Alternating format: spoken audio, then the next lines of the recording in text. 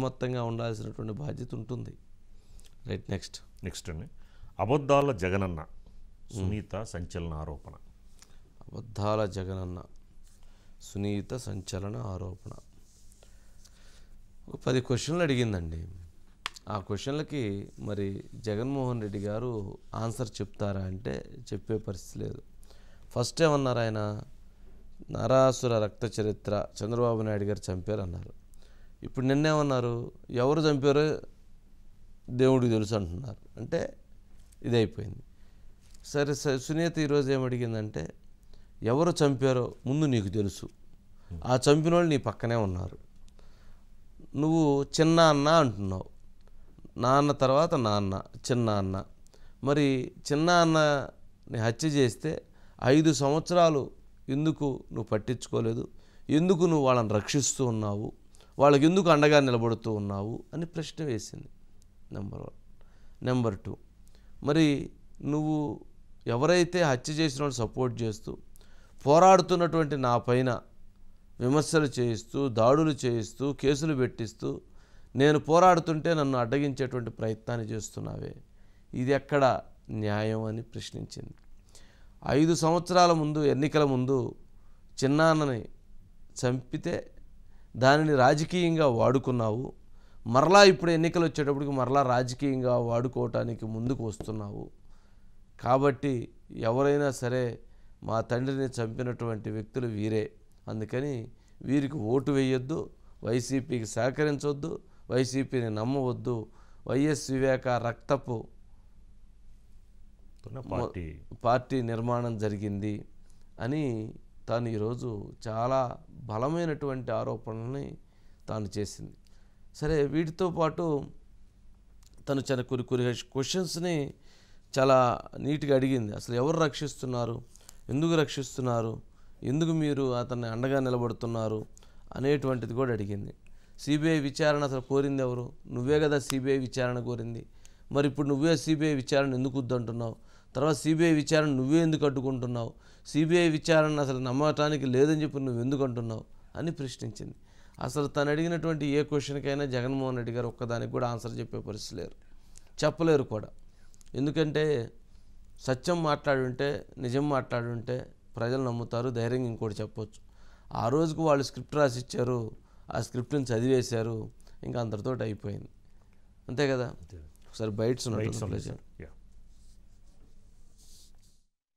మా చిన్నాన్న గారిని, మా బాబాయిని, వివేకం చిన్నాన్నను ఎవరు చంపారో, ఎవరు చంపించారో ఆయనకు, ఆ దేవుడికి, ఈ జిల్లా ప్రజలందరికీ కూడా తెలుసు. కానీ బుడద జల్లేందుకు 2 చెల్లెమ్మలను ఎవరు పంపించారో, వారు వెనకాల ఎవరు ఉన్నారో మీ అందరికీ కూడా రోజు కనిపిస్తానే ఉంది.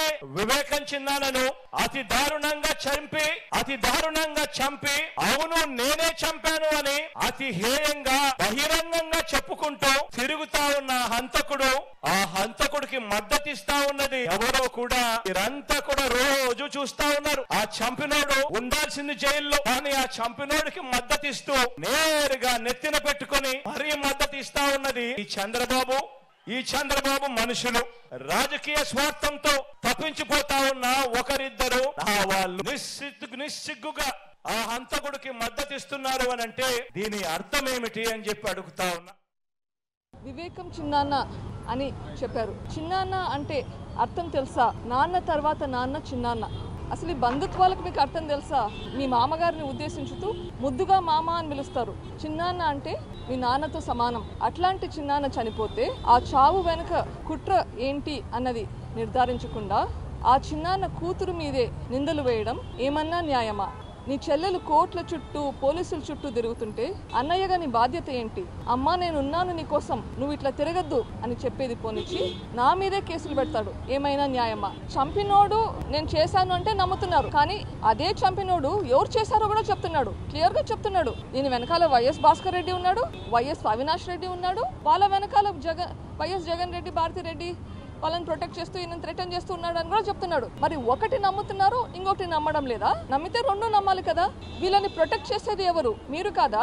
మీ గవర్నమెంట్ పెట్టుకొని మీ పోలీసుల ద్వారా ప్రొటెక్ట్ చేసింది నిజమా కాదా? హంతకుడైతే ఎవరున్నారో వాళ్ళు ఆయన చెప్పాడు చేయించింది ఎవరు అని. అదే విషయం సిబిఐ కూడా ఇన్వెస్టిగేట్ చేసింది, ప్రూవ్ కూడా చేసింది. సిబిఐ కూడా అదే చెప్తుంది. ఒకప్పుడు మీరు సిబిఐ ఎంక్వైరీ అడిగారు, తర్వాత మీరే వద్దన్నారు. మీరు అప్పుడు ఎందుకు వద్దన్నారు? మీ పేరు బయటకు వస్తుందని వద్దన్నారా? రాజకీయ స్వార్థం కోసం ఎవరు చేస్తున్నారు? 5 ఏళ్ల క్రితం నాన్నను చంపించారు, అప్పుడు రాజకీయానికి వాడుకున్నారు. ఈ 5 ఏళ్లు మర్చిపోయారు. ఈ 5 ఏళ్లు పవర్ లీక్ వచ్చాక ఒక్కసారైనా మీ చిన్నాన్నను గుర్తు చేసుకున్నారా? ఆయన చేసిన పనులను గుర్తు చేసుకున్నారా? లేదు. ఈ రోజు ఎలక్షన్లు వచ్చాయి, ఈ రోజు గుర్తొచ్చాడు మనిషి. ఎవరు స్వార్థపరులు, ఎవరు పదవుల కోసం ఉపయోగించుకుంటున్నారు? హత్య చేయించిన వాళ్ళకి ఓటు వేయమని మీరు అడుగుతున్నారు. ఎవరు వాడుకుంటున్నారు?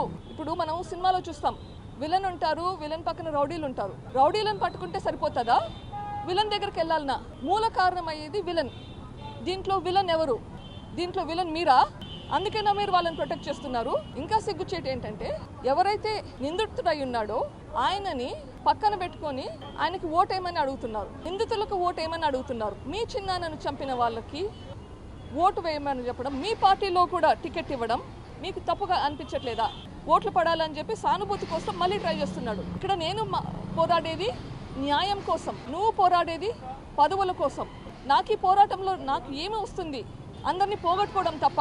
మళ్ళీ ఎక్కడ పదవి పోతే మీరు ఇరకాటంలో పడతారు అని సాయశక్తిలో కృషి చేస్తున్నారు. దయచేసి ప్రజలందరూ ఇది అర్థం చేసుకోవాలి, ఇది గ్రహించాలి. హంతకులకు ఓటు వేయకూడదు. వైఎస్ఆర్సీపీ పార్టీ వివేకానంద రెడ్డి గారి రక్తంలో పునాదులు తయారు చేసుకుంది. ఆ పార్టీ పునాదులు వివేకానంద రెడ్డి రక్తంతో మునిగి ఉంది. దయచేసి ఆ పార్టీకి, మా అన్నగారికి, హత్య చేసిన ఎంపీ గారికి ప్లీజ్ ఓటు వేయకండి. రాజశేఖర్ రెడ్డి సమాధి, ఆ సమాధి దగ్గర ఎవరిని తీసుకుపోయాడు? రాజశేఖర్ రెడ్డి నమ్మిన బంటు లక్ష్మణుడు మారిగా వివేక బాబాయ్. ఎవరున్నారు బస్సులో? గొడ్డలి వేటేసిన వాళ్ళ బస్సులో ఉన్నారా లేదా? ఆయనే అవినాష్ రెడ్డి. ఆయనకి ఈ రోజు ఎంపీ సీటు మళ్ళీ అంటే లెక్కలేనితనం అవునా కాదా?